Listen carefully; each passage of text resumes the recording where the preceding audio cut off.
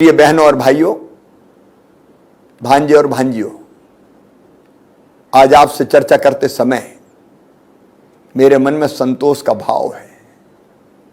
पिछले 2 महीनों में हम सब ने मिलकर कोरोना के खिलाफ एक भयानक युद्ध लड़ा है। ये 2 माह मेरे जीवन का सबसे भयानक दौर था। कोरोना से इस युद्ध में हमने नुकसान भी बहुत उठाया है,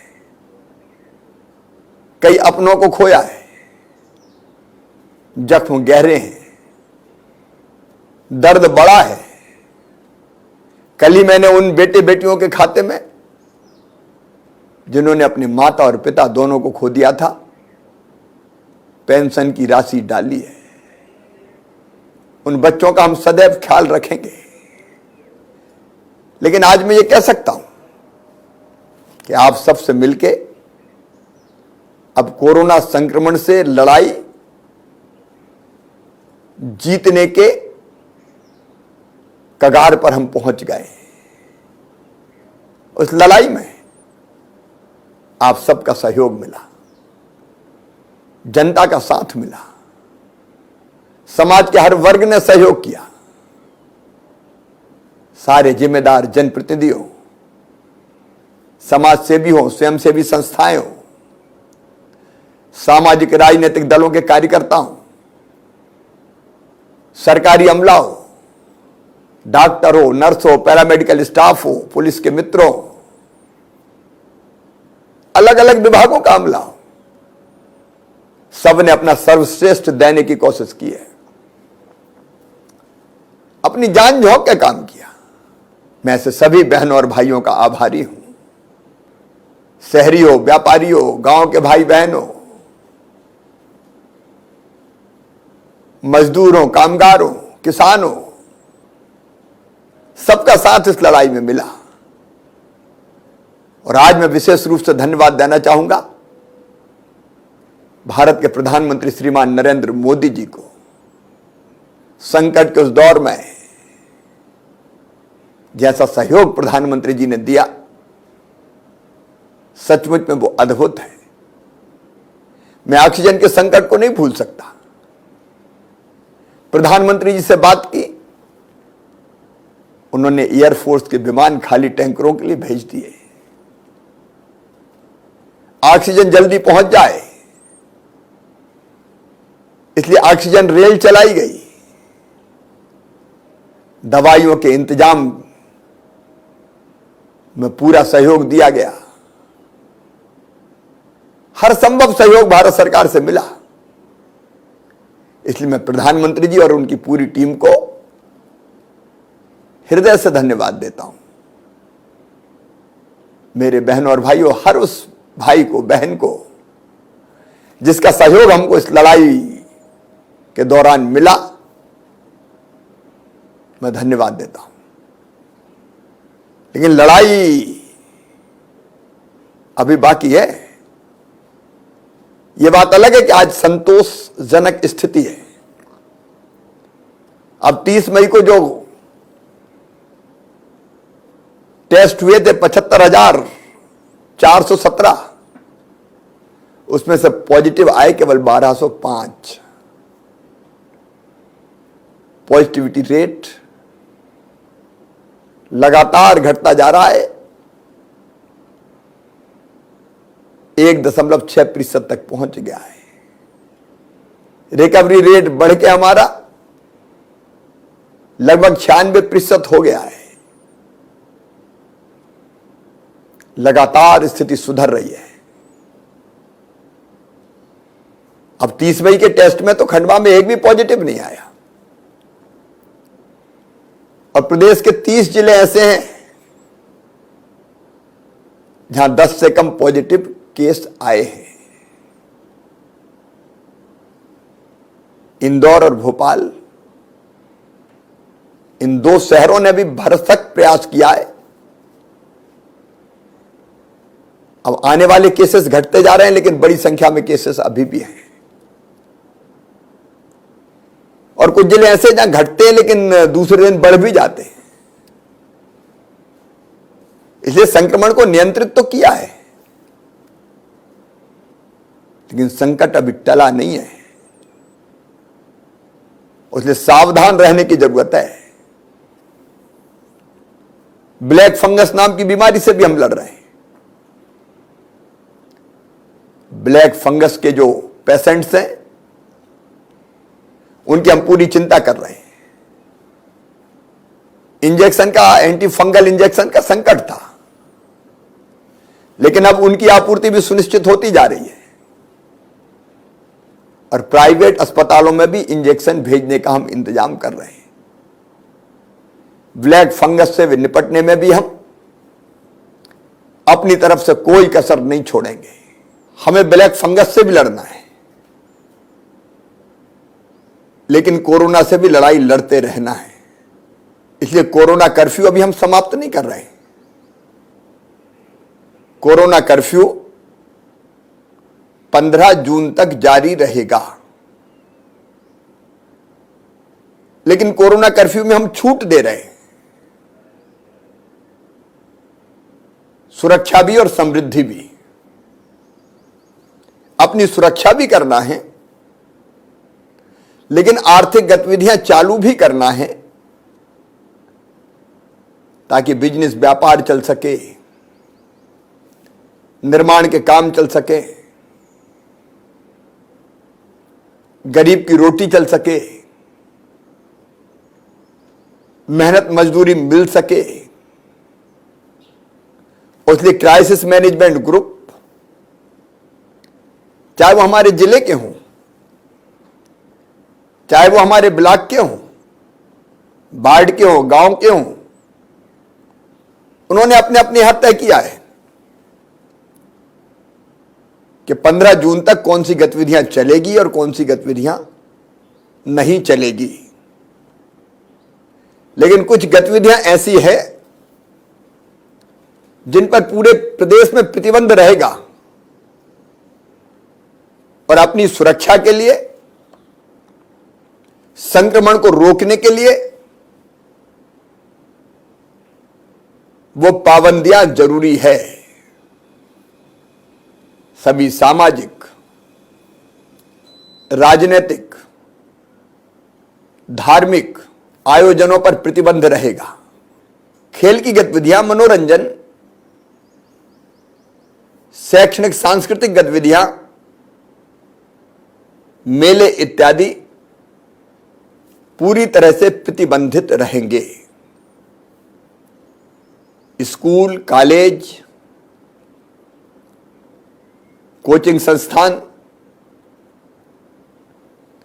ये भी बंद रहेंगे। सिनेमाघर, शॉपिंग मॉल्स, व्यायामशाला, gym, swimming pool, theatre, picnic spot, bar, auditorium, सभागृह ये सभी बंद रहेंगे। अत्यावश्यक सेवाएं देने वाले कार्यालय के अतिरिक्त शेष कार्यालय 100% अधिकारी और केवल 50% कर्मचारियों के साथ संचालित हो सकेंगे। सभी धार्मिक और पूजा स्थल एक समय में उनमें 4 से अधिक भाई बहन नहीं जाएंगे, ताकि पूजा हो सके लेकिन भीड़ ना लगे। अंतिम संस्कार में अधिकतम 10 लोग सम्मिलित होंगे। मृत्यु भोज में भी 10 लोग ही सम्मिलित हो सकेंगे। विवाह में दोनों पक्षों के मिला के 20 लोग सम्मिलित हो सकेंगे। किसी भी एक स्थान पर एक साथ 6 लोगों से अधिक संख्या में लोग इकट्ठा नहीं होंगे। पूरे प्रदेश में शनिवार रात 10 बजे से सोमवार सुबह 6 बजे तक पूरी तरह से जनता कर्फ्यू लागू रहेगा और रोज पूरे प्रदेश में रात 10 बजे से लेके सवेरे 6 बजे तक नाइट कर्फ्यू लागू रहेगा। कुछ जिलों ने वहां संक्रमण की स्थिति देख के इन प्रतिबंधों को और कड़ा किया है। वो जिले आपको सूचना दे देंगे, अपने जिले की जनता को बताएंगे ताकि वहां संक्रमण फिर से न बढ़ सके। कुछ गतिविधियां ऐसी हैं जो संपूर्ण प्रदेश में मुक्त रहेंगी, मतलब की जा सकेंगी। समस्त प्रकार के उद्योग, औद्योगिक गतिविधियां,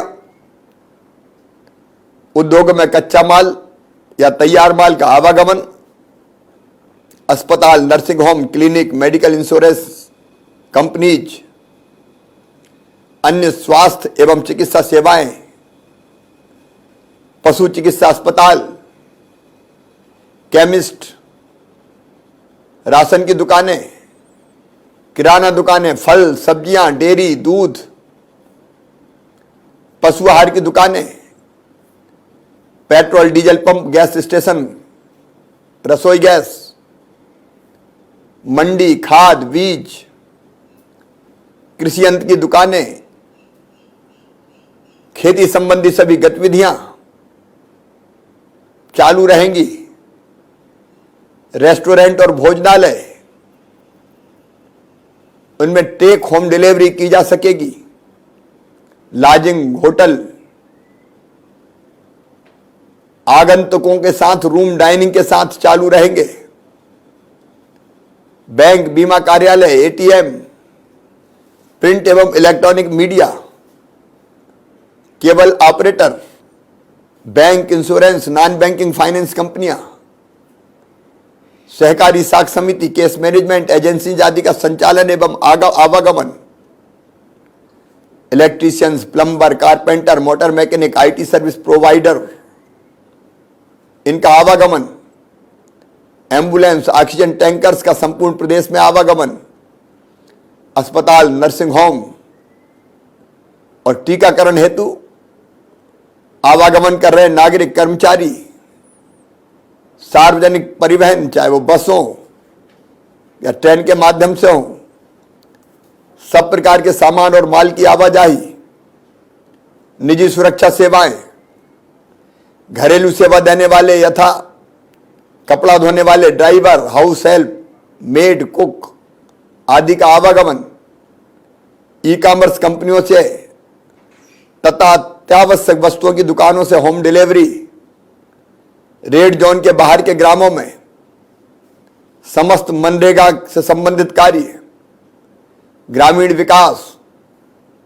एवं अन्य विभागों के निर्माण कार्य, तेंदुपत्ता के संग्रहण का काम, तेंदुपत्ता तोड़ने का काम, फायर ब्रिगेड, टेलीकम्युनिकेशंस, विद्युत प्रदाय, रसोई gas, petrol diesel, kerosene tanker, home delivery सेवाएं, दूध एकत्रीकरण और वितरण, फल सब्जी के परिवहन, डाक एवं अन्य कोरियर सेवाएं, मोहल्लों कॉलोनियों में एकल दुकानें, कोल्ड स्टोरेज एवं वेयर हाउसिंग की सर्विसेज, समस्त सिविल मरम्मत कार्य तथा नवीन कंस्ट्रक्शन गतिविधियां, परीक्षा केंद्र आने एवं जाने वाले परीक्षार्थी, परीक्षा केंद्र एवं परीक्षा आयोजन से जुड़े कर्मी अधिकारी गणों का आवागमन, ऑटो, ई रिक्शा, इनमें 2 सवारी, टैक्सी, निजी 4 पहिया वाहन में ड्राइवर सहित 3 सवारी,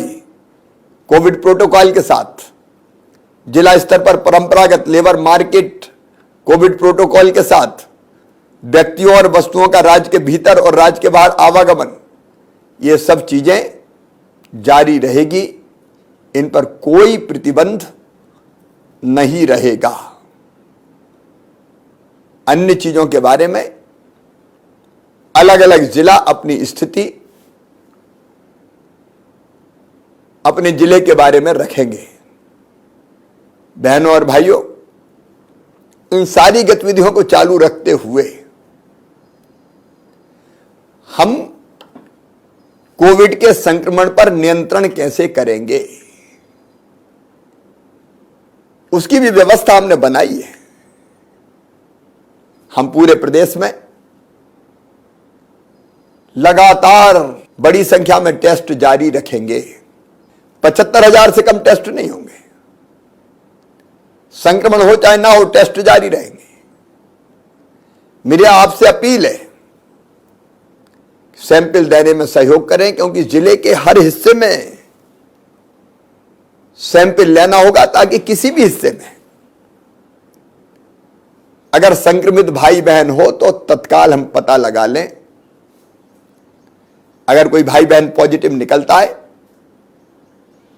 तो उसको आइसोलेट करेंगे, कोविड केयर सेंटर में ले जाएंगे, घर में जगह तो वहीं रखेंगे। फिर दूसरी चीज, हम कॉन्ट्रैक्ट ट्रेसिंग करेंगे, मतलब उसके संपर्क में आने वाले जितने लोग हैं उनका भी हम सैंपल लेके टेस्ट कर लेंगे, ताकि उनमें से अगर किसी को संक्रमण हो तो तत्काल पता लगाया जा सके। कोविड केयर सेंटर हमारे चालू रहेंगे, किल कोरोना अभियान चलता रहेगा। मेरा सभी गांव की क्राइसिस मैनेजमेंट कमेटी के भाई बहनों से निवेदन है कि किल कोरोना अभियान के अंतर्गत जब हमारा अमला आपके गांव पहुंचे तो उसके साथ जरूर जाइए, ताकि सर्दी जुकाम बुखार खांसी का कोई भी प्रकरण गांव में मिले तो हम तत्काल दवाई दे सकें, उसका सैंपल ले सकें, टेस्ट कर सकें। समय पर पता लगना ही संक्रमण को रोकने का प्रभावी उपाय है। और ये सारे प्रयत्न करके हम संक्रमण को तत्काल पहचानेंगे, फैलने नहीं देंगे, तत्काल उपचार करेंगे, व्यवस्थाएं करेंगे। इससे संक्रमण बढ़ने से रुकेगा, आर्थिक गतिविधियां भी चलती रहेगी और संक्रमण भी बढ़ने से रुकता रहेगा। लेकिन इसके साथ प्रदेशवासियों से मैं हाथ जोड़ के यह प्रार्थना करता हूं, अति आत्मविश्वास में मत आना। कोविड एप्रोप्रिएट बिहेवियर हमको करना ही पड़ेगा, और कोविड एप्रोप्रिएट बिहेवियर का मतलब कोरोना के संक्रमण को रोकने का व्यवहार।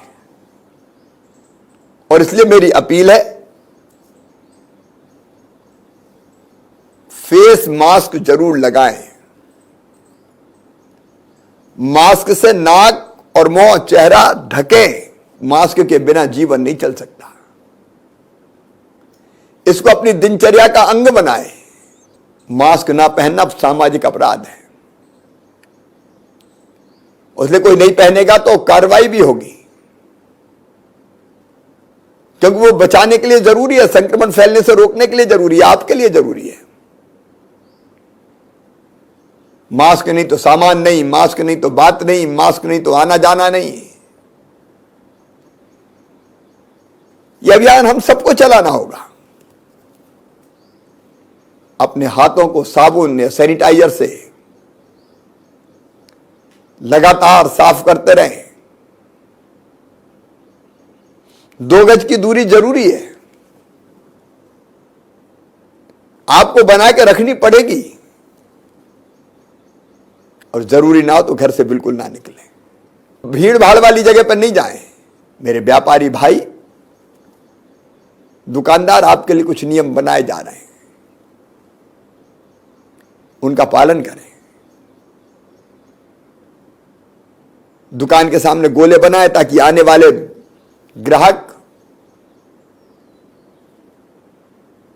दूरी बना के रख सके,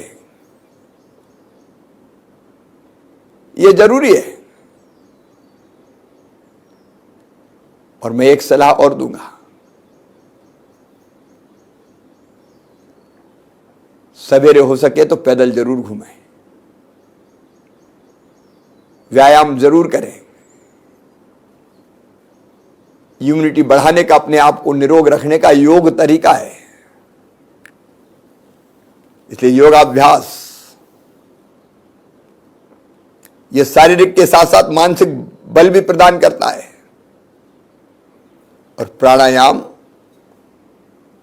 कृपया करके जरूर करें। कोरोना के जितने भी प्रोटोकॉल हैं उनका कड़ाई से पालन करें। और एक बार मैं फिर कहना चाहता हूं कि जरा भी लक्षण हो तो छुपाए ना, छुपाना ही घातक है। तुरंत टेस्ट कराए, आइसोलेट हो जाए,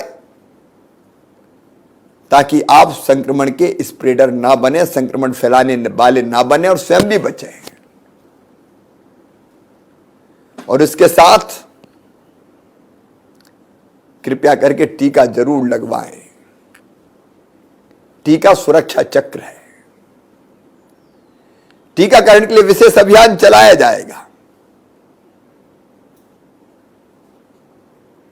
उस अभियान में सहयोग करें। कुछ लोगों ने भ्रम का वातावरण बनाया है, वो समाज के, आपके हितचिंतक नहीं है। और इसलिए आप भी टीका लगवाएं। आपके गांव में भी क्राइसिस मैनेजमेंट कमेटी, वार्ड में, शहर में प्रेरित करें टीकाकरण के लिए। मैं बच्चों के लिए फिर अलग से बात करूंगा। उनकी परीक्षाएं, उनकी शिक्षा, उसके लिए मंत्रियों के एक समूह बनाया है। उसकी क्या व्यवस्था होगी, इसके बारे में जल्दी मैं चर्चा करूंगा। यह तीसरी लहर की बात हो रही है। तीसरी लहर क्या है? तीसरी लहर कुछ नहीं, हमारी लापरवाही और असावधानी। यह तीसरी लहर को जल्दी जन्म दे देगी। और लापरवाही का मतलब क्या है? हम कोविड एप्रोप्रिएट बिहेवियर का पालन ना करें तो एक भी संक्रमित होगा वो 10 को संक्रमित करेगा, 10 100 को करेंगे, 100 1000 को करेंगे। और संक्रमित अगर घूमते रहे तो फिर विस्फोट हो जाएगा। इसलिए तीसरी लहर से बचने में हमें भी बहुत महत्वपूर्ण योगदान देना है। आवश्यक तैयारी हम सब करेंगे। अस्पताल में ऑक्सीजन बेड, आईसीयू बेड, बच्चों के पार्ट, उस पर समानांतर रूप से हम काम कर रहे हैं। लेकिन मेरा विश्वास है कि हम आत्मानुशासन, आत्मसंयम रखेंगे तो काफी हद तक तीसरी लहर पर काबू पा पाएंगे। आखिर कब तक संक्रमण फैलने के बाद हम बंद करेंगे गांव शहर को? इसलिए आइए ऐसी जीवन शैली अपनाएं, वायरस संक्रमण फैला भी ना पाए, क्योंकि उसके साथ ही जीना, वायरस तो अभी रहेगा। काम धंधा भी चले और संक्रमण को भी नियंत्रित करते रहे। और फिर कहना चाहते हुए, जवाबदारी अकेले मुख्यमंत्री की नहीं है। मैं कोई कसर नहीं छोड़ूंगा, दिन और रात एक करता रहूंगा। लेकिन आपको साथ देना पड़ेगा जैसा अभी साथ दिया है। मिलकर काम करेंगे, निश्चित तौर पर हम मिलकर लड़े। क्या काम किया गांव वालों ने, शहर वालों ने, आमजन ने, क्राइसिस मैनेजमेंट कमेटियों ने। मैं अभिभूत हूं और आप सबके कारण ही आज संक्रमण पर नियंत्रण पाया है। और अभी भी साथ मिलकर लड़ना है, निश्चिंत नहीं हो जाना है। कठिनाइयों को पार करके विजय तो हमने पाई है, पर सावधान रहना होगा, अभी आगे लंबी लड़ाई है। मेरे बहनों और भाइयों, हम सावधान रह के काम करते रहें तो दुनिया भी हम चलाते रहेंगे और संक्रमण को भी हम काबू में रखेंगे। आइए बहनों और भाइयों, जिंदगी अनलॉक करें, कोरोना को लॉक करें। बहुत बहुत धन्यवाद।